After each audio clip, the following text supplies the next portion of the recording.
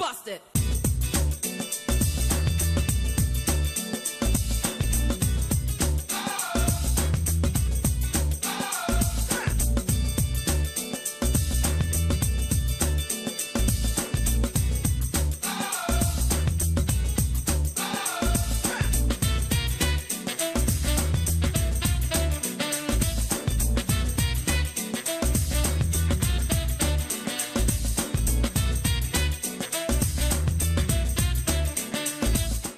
Hello and thanks for staying with us. Welcome to Political Platform. My name is AIT Politcal. Let me welcome my colleagues first because we have a breaking news. We can tell you that some of the Dapchi schoolgirls that were taken away nearly exactly a month ago have been voluntarily returned by the terrorists, and some of them have reunited with their parents. Let's welcome Adebayo Bodere before we go into the details. Well, Amechi, today is World Poetry Day. And so if I were to be in Dapchi, I would do a poem on joy. That is it. Joy, joy, joy everywhere. Will you do a similar thing? Amechi, if this is true, then my joy is complete today. Anijoma is also joyful, I guess. Amechi, I do not have anything to say other than to thank God that the girls are returned. But for those that are yet to be returned, I just pray that the government should do something about it, because I hear that there's a parent already come. Yes, Mustafa Mohammed is also with us. It's actually a good news, Amechi and okay, but we have not forgotten the Dapchi, the Chibok. Yes, let's welcome a parent of a Dapchi girl, Sharibu Nata, whose daughter has not been released. Not so fortunate, but he can confirm to us that some others have been released via telephone. Sharibu Nata, thank you so much for speaking with us. All right. So what's the situation? How many of the girls have been returned? Right now, I'm not in Dapchi. I'm on my duty post. I called those who are in Dapchi. I was informed that my daughter was not released. So how many have been released? All of them were released, except they say some were dead there, and my daughter was alive. But they say she was a Christian, that's why they cannot release her. Until if she wanted to be released until she become a Muslim, and my daughter said that she will never be a Muslim. No, now to put it clear, all the 110 girls except your daughter have been released. Yes. Okay, so how many of the parents whose daughter have been released have you spoken with? I spoke with about 5 to 6 of them who their daughters were released. So are they presently with their daughters as we speak? Yes, they are presently with their daughters in Dapchi, according to reports. Now, how were they released? How were they brought back to? Were they dropped at the school or what? Dropped by the Boko Haram people inside Dapchi town this morning. Early this morning. Around what time? Can you? Earlier, it's not up to 30 minutes now, this the arrival. So, what's the mood of the people in town? I guess jubilations. Yes. They are jubilating. Only my side are very sad. But here, to my side, I'm jubilating too, because my daughter did not denounce the Christ. What's the name of your daughter? Yes, sir? What's the name of your daughter? It's Leah Sharibu. Okay, and how, you were told that because she refused to convert to yeah, they refused to release her. Yes. We pray and hope that she will also be released alongside the others. Amen. Thank you so much, Sharibu Nata, for speaking with us. Thank you. Amechi, several times have said that this struggle, this Boko Haram and what have you, is not an Islamic struggle. It's just a political crisis. The Islamic religion does not force anybody to convert. No compulsion in religion. I'm actually quoting a particular verse of the Holy Quran, La ikraha fi din. You can never and shall never force anybody to convert to your religion. I hope and pray that they realize their mistake and release this young woman. No to unite official the family. confirmation yet from either of the government sources, from the security agencies. Will try to reach them. They told us it's possible, but they've not been able yet to confirm that these girls have been released. But as we speak, the news is everywhere, in radio, TV stations, and online medium. They have all been reporting it, and you heard a parent of one of the abducted girls just speak to us now, confirming that he has actually spoken to 5 or 6 of the parents, and as we speak, they have been reunited with their daughter. But just a few days ago, the Minister of Defense, Mansur Dan Ali, told a TV station in Nigeria that within 2 weeks, these girls will be brought back, released by the Boko Haram, based on what the president told the then Secretary of State of the United States, Rex Tillerson, who visited last week, that the government is pursuing negotiations as a faster way of securing the release of these girls. The defense minister went ahead to confirm that the negotiations are on and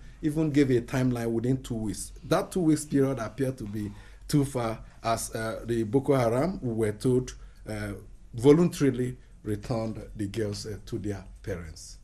Well, it's a shameful development. We do hope that the only girl that is left in their under captivity by as revealed by his father, who spoke to us a while ago, will also be released, and that we also put pressure and negotiation, whatever way it will take, to ensure that the remaining Chibok girls are also released. Okay, we'll revert to our normal schedule of this program. We'll have time. We'll take a look at some other news, not too palatable. Paul Boro, a retired brigadier general, was just a few days ago sacked as the head of the presidential amnesty program. He was appointed by the president, and he was replaced by a professor of political science. What we heard this morning is that after a combined team of EFCC officials and national security advisors, security agents stormed his Gwarimpa residence in Abuja, they were able to retrieve $9 million from his residence. $9 million, over 3 billion naira. And where, as we speak, he's still with the security agencies, helping them with information as to how he was able to keep this sum in his residence. Of course, it brings to mind the fate of Andrew Yakubu, former group managing director of NNPC, whose home in Kaduna was also raided, and a similar amount, $9 billion, was found in that residence. $9 million. Huh? $9 million, about over, some say about 3.5 billion, depending on the rate you're using to do the calculation. So many of these and more when we come back after we have listened to you. You're welcome. It's the mail segment, and I am Etenikang Akepu. And I'm Ifeinwa Mobi. Good morning. We're starting with a mail from Henry Ewunono in Garki, Abuja. He writes on the death of Senator Ali Wakili, and he says, as well as we all mourn the Senator Ali Wakili, join me today to raise voices concerning the rising spate of sudden, unexpected death in our society. Most unfortunately, medical science has revealed that the causes of this disaster are very preventable and manageable. So why do people still slump and die? This is the third member of the National Assembly to exit in this manner. It therefore behooves the institution, whose chairman is a medical doctor, to do the needful in guaranteeing medical fitness for all Nigerians through adequate sectoral appropriation to health sector, beginning with the inclusion of the 1% basic health care provision fund in the 2018 budget. Fast-tracking universal health coverage is the best way to mourn and immortalize Senator Wakili. May his soul rest in peace. Benga in Lagos State says The incessant attacks and accusations of the Nigerian military by the Amnesty International at the slightest opportunity is becoming a worrisome trend, and I am beginning to think that there is an ulterior motive by the international body in all of this. The Amnesty International should stop their smear campaign against the Nigerian military. Why is this group always fixated on the Nigerian military? Yesterday, there was yet another school shooting in the US, and they haven't come out to accuse the security agencies in the US of being laid back in their duties to protect the people in that country. Enough of these attacks on the Nigerian military by the Amnesty International.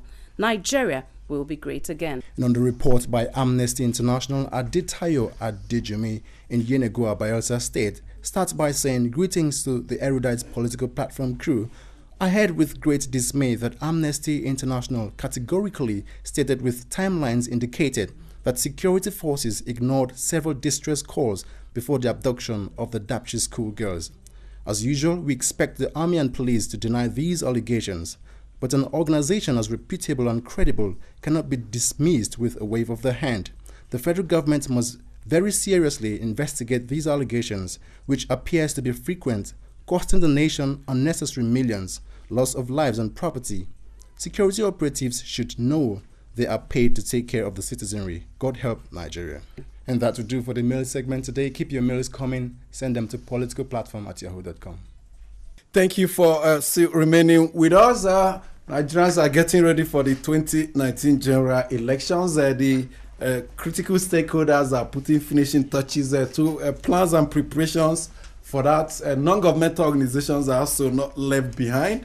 One of them, the Progressive Impact Organization for Community Development, Primorg, is holding a town hall meeting in Wuye Otrom Modern Market in Abuja, 9 a.m. They hope to mobilize women at the grassroots for participation in the electoral and governance process, talking about voter registration, getting registered, and inclusiveness, getting more women involved in our body policy, especially the governance aspects. Officials of INEC and civil society organization leaders are also expected to attend. One of the founding members of this program, Ohira Bonsremi, is spending part of his retirement time engaging in community action and mobilization, and is part of this movement, Primorg organization. But we return to the breaking news we shared with you earlier.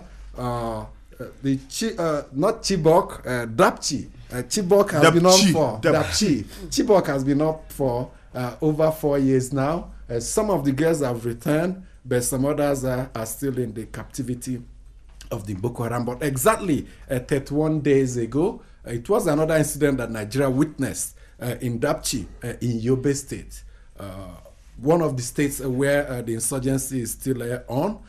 Some girls, 110 of them, were taken away by the Boko Haram. There was an outcry, international reaction, assurances from our leaders, especially the president, who says he would leave no stone unturned in ensuring that these girls were brought back. He mentioned negotiation as one of the strategies. And we can tell you from what we have heard, nearly all, if not one of these girls have been returned voluntarily by the Boko Haram. And as we speak, they are back with their parents, and the whole town has been turned to jubilation, except the family of one gentleman we spoke with, Sharibu Nata, whose daughter was not among those released. He claimed that his daughter's insistence on not converting to the Islamic religion prevented her release. Good news from whatever angle we see. But we hope that the security agencies and the government officials will readily provide information. No response from them as we speak, to provide more details about what happened, the processes that will lead to this, and of course the official reaction to the whole incident. Amechi, I want to thank God that they've released these girls, and I pray that God will touch the heart of the Boko Haram members to also try and release the remaining Chibok girls that they took away 4 years ago. But I still think we need to talk to government about providing security for schools in the border communities. It is our job as the media, because we are the watchdog of the society, to also let government know that there are some of these schools in border communities, because our borders are porous, that needs to be provided, that needs security. The civil defense and the police were told have deployed nearly 2,000 men to guard schools in these troubled areas. Not just in the troubled areas. There are areas that are located in the border towns, even in Cross River. We always talk about the northeast. We still look at Cross River and the crisis there with Bakassi people and the Cameroonians. Government should provide adequate security for them. Maybe they could start with ensuring that these schools are fenced, because most of that's them number are one, and well secured with security officials, any kind of security, whether police, whether army, guarding the schools, so we don't have a repeat of what happened in Dapchi and in Chibok. It goes beyond the northeast. Remember what happened previously in Lagos, this Turkish private school, where the parameter fence was breached and then students with teachers were kidnapped. We also remember in the southeast when a school bus full of nursery school kids were taken away. The problem with police in Nigeria is that the personnel are put around, individuals, not parameters. The Inspector General of Police few days ago instructed that, policemen around individuals must be withdrawn to come to public police duty. But the problem is such orders have been, given in the past 10-15 years. Those who use policemen for their private duties will still go back, pay the fees and find their way back. You still find policemen on guard duties in private houses, carrying bags and opening doors for madams and going to the shopping with them. The truth of the matter is, if our streets, if our communities are being policed, you will have more than enough policemen and officers among the 300 and 1,000 officers Moshood Jimo mentioned, guarding everybody. But when you narrow down to very few individuals, then you leave out more than 90% of Nigerians to the whims and caprices of criminal elements, including the Boko Haram. Amici, I really thank God for this news, hoping that the security agencies would confirm it to be really, really true, even as the man from Dapchi has told us. Because especially 2 days ago, thinking of those 11-year-old and 12-year-olds and what those men could be doing to them almost tore me to pieces. I wept before God. And I want to say that I'm encouraged and I thank God. And apart from that, Ijoma talked about policing them more. But I might even go further to suggest that maybe for now, if the security agencies are overwhelmed, maybe those children should stay at home and go to school from home, instead of keeping them in hostels in those rural areas that cannot be easily reached. It's more difficult to go from house to kidnap the girls, and it's easier to kidnap them if they're together in one place. So if they would just even stop putting them in hostels for now, if it's that difficult to secure them when they are in the schools, that would help us. I think that we need to really explore the best option to ensure security for these girls. The violation of these young innocent girls, no matter how you look at it, they may never be the same again. So we must do everything possible to secure them and avoid these kind of situations. Well, we give glory to God. He's the one we have to praise, and we also have to praise and applaud the initiative of the president. There were people who entertained fears that negotiations and the rest may just turn the way of the Chibok girls, and at the end of the day, they will be kept in captivity for so long. But I think the power of negotiation has now manifested itself in such a way that the girls are free, and we plead and implore the president that the negotiation should continue in such a way that the remaining those Chibok girls are set free too, so that they can plan for their future. Keeping them in captivity for close to almost 3 years, over 3 years, it will not serve any good to them, eventually when they are released. And we need to applaud the president, and we urge him that he should intensify such efforts in ensuring that anybody in captivity under the Boko Haram should be set free. Especially Leah, the daughter of the man we spoke with, because I mean, when you see 109 released as we hear, and you are the only one singled out, it doesn't augur well. Every religion is unto God, please. Now, we have $9 million said to have been recovered from the home of retired Brigadier General Paul Borough, the immediate past head of the Presidential Amnesty Program.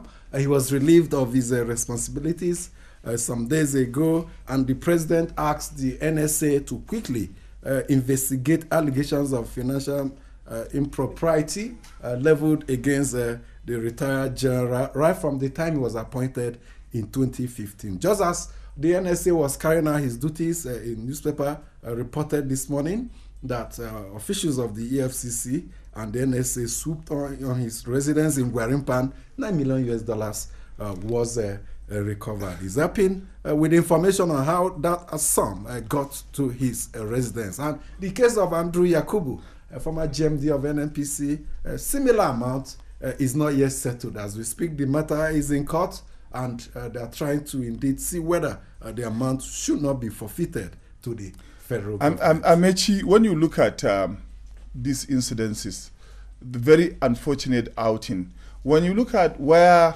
Andrew Yakubu came from, it's from southern part of Kaduna. And if you want to know much about where he came from, there's a lot of poverty. The same would, the amnesty program was actually meant to emancipate the Niger Delta, the youth, to bring them up so that they can be useful to themselves and the society. Monies, meant to empower this youth are being, siphoned by just one person, over $9 million. That's over 3 billion naira. And go to the Niger Delta. Look at the creeks, the villagers, the environment. They are still wallowing in poverty. Even as, according to observers, a lot of their elites having big cars and big houses in Abuja, some live abroad. I think the move by the president's officials is very good. I also believe there are so many others. Mohammed Modu. Hello, Mohammed Modu. I'm Modu Biboneri. Yes, you are a parent to 2 Dapchi school girls. Yes. Are they back with you now? Yeah. Okay. We talk with them back now. So how did this happen? I can't go. But actually, they're very bright something. But give me 30 minutes, I'll call you back. No. If you just speak with us for another 1 minute, we'll be okay. Okay, too elated to speak to us. Exactly. You can actually imagine the emotion. He has 2 just daughters. Put yourself in his He has 2 daughters in Boko Haram captivity, but you can feel his elation, his the emotions are so high. Emotions so high, the time under jubilation. So that further confirms the fact that the girls are back. But there are some other news as we hope to get back to him. Some other news breaking. The court case, legal tussle between a court party and the National Assembly over a move to override the president's veto on the amendment of the Electoral Act bordering on a sequence of the election. The matter came up yesterday, like we told you, but all the parties agreed that they should come back on Monday, that's March 26th, so that they can begin to dwell on the main issues bordering on the Constitution as to whether the National Assembly has the right to do it. But the Attorney General of the Federation and Minister of Justice, Abubakar Malami, was at the court yesterday, and he was not very happy with what he called the intimidation of the judiciary by the National Assembly over their move to report the trial judge, that's Justice Ahmed Mohammed, to the Chief Justice of Nigeria for daring to temporarily restrain the National Assembly from carrying out their function. He says since the National Assembly have submitted to the jurisdiction of the court, there was no need to go that extra mile rather than wait the outcome of that case. I spoke with some lawyers, Amechi, in fact, a cross-section of lawyers, and they all had one view, that you do not rule on a non-existent law. that, you know, the National Assembly was in the process of making that law, and you know, I think that's their own argument. Yeah, these are the arguments that will like come something up that is on non-existent, Monday. and so Yes. maybe it's based on that the National Assembly is not feeling right about what happened and is protesting. But the good thing is that the matter is in court. The main issues, the various provisions of the Constitution as to the powers of the National Assembly to make laws, the powers of the President to veto and all that, maybe from Monday we'll begin to see. But today, the fate of Justice Ngota will be made known. Justice Ngota is one of the judges whose house were raided by the DSS some time ago. That was last year. He submitted that the case be struck out because the DSS did not allow the National Judicial Council to first handle his case before dragging him to court. He's hoping that on that basis, the matter will be struck out. If you recall, the Court of Appeal Lagos Division in the case between the EFCC and Justice Nganjiwa had ruled that for any security agency to take any serving judge to court in Nigeria, you must first take the case to the National Judicial Council, after which, if they give you the go-ahead, you begin prosecution. So let's see what the judges will think in the case of Justice Ngota. Okay, the much we can take, I will promise you to go, that we'll be dwelling on Imo and Ekiti State. Ekiti elections are fast approaching, but subsequently, maybe from tomorrow, our own Adebayo Bodro is an indigenous of Ekiti State and is well armed. I'm a Nigerian. Yes, from Ekiti State. You're armed with facts and figures. The underlying current, the water, the color of the water that passes under the bridge, about the politics of Ekiti State. Very interesting. We'll be sharing them with you from tomorrow. Thanks for being part of today's edition. On behalf of my colleagues, my name is Amechi Anapu. Have a good day.